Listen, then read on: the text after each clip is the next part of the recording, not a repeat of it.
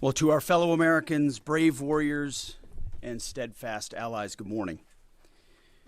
You know, as someone who led soldiers in the streets of Baghdad and Samarra, Iraq, and who trained counterinsurgents in Kabul, Afghanistan, and who still carries the weight of brothers lost to Iranian terrorist proxies, many backed by the same Iranian regime we're confronting now.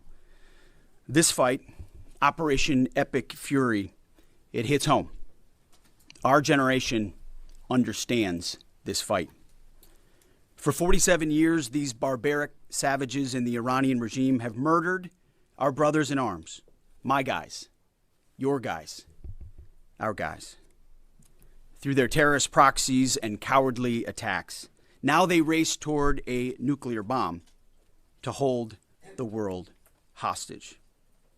The Iranians have targeted and killed thousands of my American brothers. That race to a nuclear bomb, President Trump will never allow it. Not now, not ever, not on our watch. The mullahs are desperate and scrambling. Like the terrorist cowards they are, they fire missiles from schools and hospitals, deliberately targeting innocents, because they know their military is being systematically degraded and annihilated. Iran's neighbors, and in some cases, former allies in the Gulf, they've abandoned them. And their proxies, Hezbollah, the Houthis, and Hamas, either broken, ineffective, or on the sidelines. Iran stands alone, and they are badly losing. On day 10 of Operation Epic Fury, we are winning with an overwhelming and unrelenting focus on our objectives, which are the same as the day I gave my first briefing here on Operation Epic Fury. They're straightforward, and we are executing them with ruthless precision. One, destroy their missile stockpiles, their missile launchers, and their defense industrial base. Missiles and their ability to make them. 2, destroy their navy. And 3, permanently deny Iran nuclear weapons forever. It's a laser-focused, maximum authority mission delivered with overwhelming and unrelenting precision. No hesitation, no half measures. As President Trump declared yesterday, we're crushing the enemy in an overwhelming display of technical skill and military force. We will not relent until the enemy is totally and decisively defeated. But we do so. We do so on our timeline and at our choosing. For example, today will be yet again our most intense day of strikes inside Iran. The most fighters, the most bombers, the most strikes. Intelligence more refined and better than ever. So that's on one hand. On the other hand, the last 24 hours have seen Iran fire the lowest number of missiles they've been capable of firing yet. Just the bifurcation, just the trend lines that we talked about on our first briefing. You see, this is not 2003. This is not endless nation building under those types of quagmires we saw under Bush or Obama. It's not even close. Our generation of soldier will not let that happen again, and nor will this president, who very clearly ran against those kinds of never-ending, nebulously scoped missions. Those days are dead. Instead, we're winning decisively with brutal efficiency, total air dominance, and an unbreakable will to accomplish the president's objectives on our timeline. We stay locked on the target because here at the Department of War, that's our job. Now, the chairman and I, having just returned from Dover last night, our troops and their families and the enormous sacrifice that they make is certainly heavy on my mind. So I'll close with scripture, drawing strength from Psalm 144. Blessed be the Lord, my rock, who trains my hands for war and my fingers for battle. He is my loving God and my fortress, my stronghold and my deliverer, my shield, in whom I take refuge. May the Lord grant unyielding strength and refuge to our warriors, unbreakable protection to them and our homeland, and total victory over those who seek to harm them. And amen. God bless our troops and this mission. Mr. Chairman, over to you. Thank you, Mr. Secretary, and good morning, everyone, and thank you for being here. I'm here today to continue the updates to the American people and to those in the room on Operation Epic Fury. First, let me start with honoring our fallen. As the Secretary said, on Saturday and again last night at Dover Air Force Base in Delaware, our nation's leaders honored our returning fallen as they arrived home for their final time. Last week, I shared a few of the names, and today I want to share the rest. Major Jeffrey O'Brien and Chief Warrant Officer 3 Robert Marzan were the final two fallen to return home and members of the U.S. Army Reserve's 103rd Sustainment Command out of Des Moines, Iowa. Last night, as the news has been reporting, we honored the return of Staff Sergeant Benjamin Pennington of the U.S. Army's 1st Space Brigade from Fort Carson, Colorado. When I met Ben's family last night, his mom, his dad, and his sister, they showed me a picture, a drawing that Ben had made when he was in kindergarten. It was clear all the way back then that Ben wanted to do one thing in his life, and he wanted to serve his country and be a soldier. And to the Penningtons, just know how Ben was absolutely a great one. And finally, Major Sorfleet Davies, who returned home this weekend after sadly passing away from a medical condition while on duty in Kuwait. We welcome him home as well and mourn with his family. To the families and the families of all of our fallen, we share in your profound grief. The Joint Force remains eternally grateful for your sacrifice and the gift of a great example that your service members have given all of us. I want you to know that their names will never be forgotten, and you and your family are part of our Joint Force family forever. Let me talk a little bit about the progress thus far, acknowledging that Admiral Cooper will likely continue to give updates from CENTCOM. As the Secretary said, we're in the 10th, moving into the 11th day of Operation Epic Fury. The Joint Force remains focused on 3 military objectives: continue to destroy Iranian ballistic missiles and drone capability in order to prevent attacks on the U.S. and others throughout the region. And this means attacking launch sites, command and control nodes, stockpiles before they can threaten our personnel, our facilities, and our partners. Second, we continue to strike the Iranian Navy and their capabilities in order to do things like sustain movement through the Straits of Hormuz. And third, we continue to start working on and going deeper into Iran's military and industrial base in order to prevent the regime from being able to attack Americans, our interests, and our partners for years to come and project power outside their borders. This means servicing production facilities, research and development sites, and infrastructure. Let me turn to the map. We're going to try digital today to prevent laser injury. Since our last update, CENTCOM continues to make progress across the southern flank. To date, they've struck more than 5,000 targets. U.S. Strategic Command bombers recently dropped dozens of 2,000-pound GPS penetrating weapons on deeply buried missile launchers across the southern flank. We also have struck several one-way drone factories to get at the heart of their autonomous capability.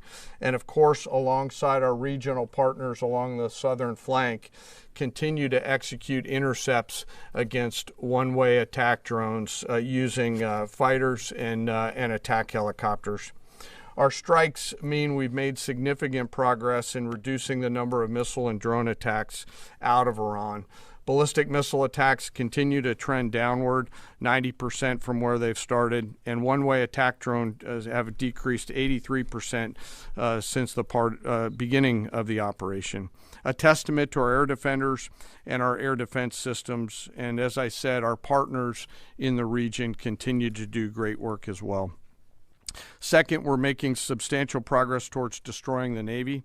In the first 10 days of the conflict, we're more than 50 Iranian naval ships into the campaign using a combination of artillery, fighters, bombers, and sea-launched missiles. As Admiral Cooper noted last Thursday, we struck and sank an Iranian drone carrier ship, and U.S. CENTCOM continues today to hunt and strike mine-laying vessels and mine storage facilities. This work will continue. Third, against our objectives, we've begun to target Iran's military and industrial complex, again, focusing on centers of gravity to get upstream of the shooters out in the field in order to deny them the ability to continue to generate those one-way attack drones. Let me spend a minute talking about the Joint Force. Across the area of responsibility, this is gritty and tireless work, and I cannot begin to explain how incredibly proud I am of the extraordinary courage, tenacity, and grit and professionalism within the Joint Force. Last time I had a chance to talk about the Army's incredible logisticians who are out there sustaining the fight. Today I want to highlight a few groups of sailors. First, I want to thank the men and women of the Ford Carrier Strike Group and their families, and let all of them know how grateful I am for their leadership and service. The crews on board this strike group have already been endured months at sea only to get their deployment extended. These exceptional Americans, rogered up, all supported by their families, continue to stand the watch, taking the fight to the enemy over and over again, night after night. Aboard ships like the USS Ford and the Abraham Lincoln are a special group of sailors I want to highlight today. These are the men and women, the sailors up on the roof running operations on the flight deck. With an average age of the early 20s, these are the unsung heroes of naval aviation. These young sailors, known for wearing yellow shirts, are in charge of the catapults, taxiing jets around on the flight deck, shooting jets off the front end, and recovering jets off the back end. They are literally involved with every single movement on the roof on an aircraft carrier. They are the last ones that a naval aviator sees before getting shot off the front end, and the first one that a naval aviator sees after safely trapping on the back end. And just for a minute, imagine you're standing on that aircraft carrier flight deck. There's 30 knots of wind in your face. The deck is slippery, covered in grease. It's noisy. There are propellers spinning. There's jet blast everywhere. Helicopters are running.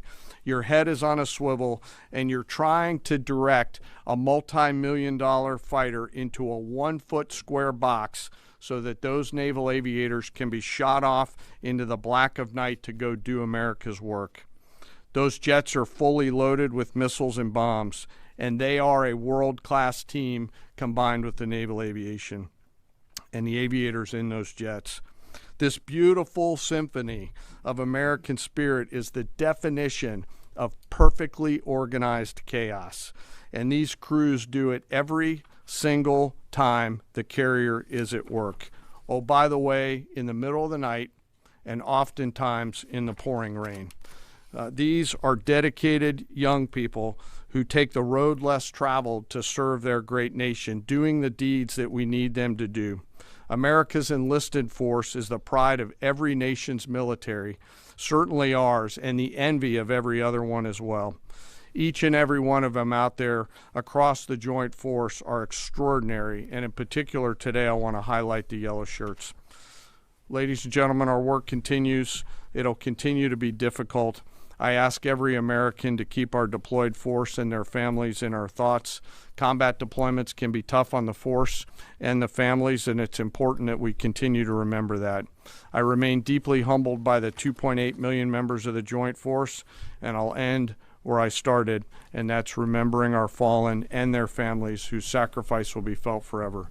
And with that, I'll take some questions with the Secretary. A beautiful symphony of American spirit. Well said, Mr. Chairman. Thanks, sir. And I will just note that no other country in the world is capable of executing what the chairman just described, day after day, night after night, unrelenting. Well said. Thank you. Yes, sir. Alexandra Ingersoll, One America News.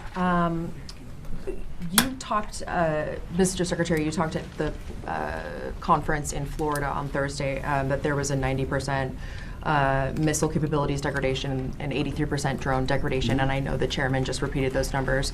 We've seen the most amount of fighting these past 5 days. Is there any update to those percentages? And also, are you able to give any quantification of degradation to the enemy's nuclear capabilities yet?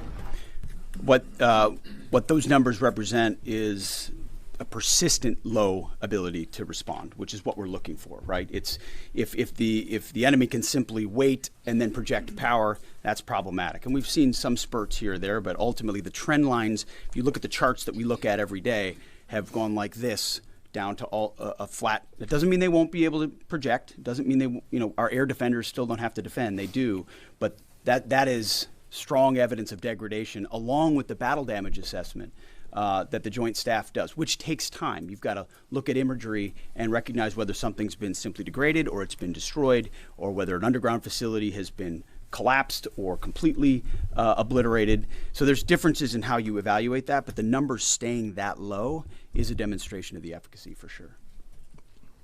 Yeah, Ryan. Thanks, Mr. Secretary. There's been reports that the new leader of Iran has been wounded. Do you know if this is true and what his condition is? And then another one, President Trump said he had a really good call with President Putin yesterday. Will Russia be aiding us in this conflict, and can you share anything on that? Well, the president, as I've said before, maintains strong relationships with world leaders, which creates opportunities and options for us in very dynamic ways. So the president said it was a good call. I was not on it, but those that were said it was a strong call, reaffirming hopefully the opportunity for some peace in Russia, Ukraine, and also a recognition that as it pertains to this conflict, they should not be involved. The first question was on the new leader of Iran. There's reports that he's been wounded. Oh, the new leader of Iran. He would be wise to heed the words of our president, which is to not pursue nuclear weapons and come out and state as such. As far as his status, that's not something I can comment on right now. Yeah, right here. Great. Mr. Secretary, Eric Schmidt with the New York Times. A question for you first. Last week you talked about this being the beginnings of an air campaign that could last 3 to 8 weeks. Can you give us your assessment on where we are now? And Mr. Chairman, in any conflict, the enemy or the adversary adapts to the tactics it faces. Can you talk about the most challenging adaptation the Iranian military has made to the U.S. military? What challenges are you facing most right now? Thank you. I appreciate the question. Where we are is in a very strong place, giving the President of the United States maximum options. And from the beginning, from this podium, we haven't stated how long it will take. Our will is endless. Ultimately, the President gets to determine the end state of those objectives, right? But what he's said continually, and I want the American people to understand, is this is not endless. It's not protracted. We're not allowing mission creep. The President has set a very specific mission to accomplish. And our job is to unrelentingly deliver that. Now, he gets to control the throttle. He's the one deciding, he's the one elected on behalf of the American people when we're achieving those particular objectives. And so it's not for me to posit whether it's the beginning, the middle, or the end. That's his, and he'll continue to communicate that. What we serve him as is we give him updates on a daily basis of exactly where we are so he can make that determination on the throttle. Mr. Chairman. Thank you for the question on adaptation. As you're right, no plan survives first contact with the enemy or Murphy. They're adapting, as are we. Of course, we have very entrepreneurial warfighters out there. I'd rather not, for operational security reasons, tell them what's working. So I'm going to not answer that question based on that. But we are watching what they're doing, and we are adapting faster than they are. Are they more formidable than you anticipated, General? I think they're fighting, and I respect that, but I don't think they're more formidable than what we thought. Secretary Arzad, thank you. Jordan Conrad's from the Gateway Pundit. Axios reported, citing U.S. and Israeli sources, that the U.S. was not happy with strikes on 30 fuel depots in Iran. While this is anonymous sourcing, it seems kind of congruent with what President Trump said yesterday, that there's certain spots they don't want to hit relating to energy infrastructure that would take a long time to rebuild. And whether this reporting is true or not, what's your message to Americans, those who supported the president and those who aren't really in favor of this war and who worry that Israel might be taking advantage of the U.S.'s backing. And then for Mr. Chairman, for you, I wanted to ask, when you say that we're moving inland, what capabilities does Iran have to shoot down jets over their land? And would that trigger some kind of rescue operation that could risk a bigger ground operation? Well, I would just state by saying Israel's been a really strong partner in this effort. Where they have different objectives, they've pursued them. Ultimately, we've stayed focused on ours. But what Iran has felt is the power of the world's two most powerful air forces. In that particular case, those weren't our strikes or that objective, or that wasn't necessarily our objective. But the president has made it clear to those concerns that we're not getting pulled in any direction. We're leading. The president is leading. He's determining where we want to go, what the outcome will be, what the end state is, with a very keen eye. And I understand those concerns because I've heard from a lot of people who I went through 20 years of those wars myself, worried about getting dragged in, worried about mission creep, worried about nation building or democracy expansion. That's never the perspective the president has pursued on this. Just because previous presidents and previous secretaries have decided to just pour more resources and more people in toward some unguided end state doesn't mean that's the way the world needs to look today. In fact, the American people voted for a different approach. But what the president also stated from the beginning was Iran can't have a nuclear weapon. And it's one thing to say it. It's easy to say. Anybody can say that. I mean, Barack Obama said that. But to do something about it takes courage and resolve. But in that courage and in that resolve, you can also be very scoped in what you're trying to execute to ensure that the sacrifice of Americans, American treasure, American lives, all of those properly meet the objective that you're trying to accomplish. And certainly, as someone I talked out front about what the Iranians have done to our generation, yes, we're clear-eyed about it. But my job is to keep it scoped, given the directive to the president to accomplish the mission. Thank you for the question. Most of their higher-end surface-to-air missile systems are not factors at this point in time. We're able to move around fighters that are moving deeper with relative impunity. Always some risk out there. I don't want to say that there isn't, and we'll always maintain and retain capability of doing search and rescue type of things. But I don't want to get into the details. But thank you for the question. Shelley.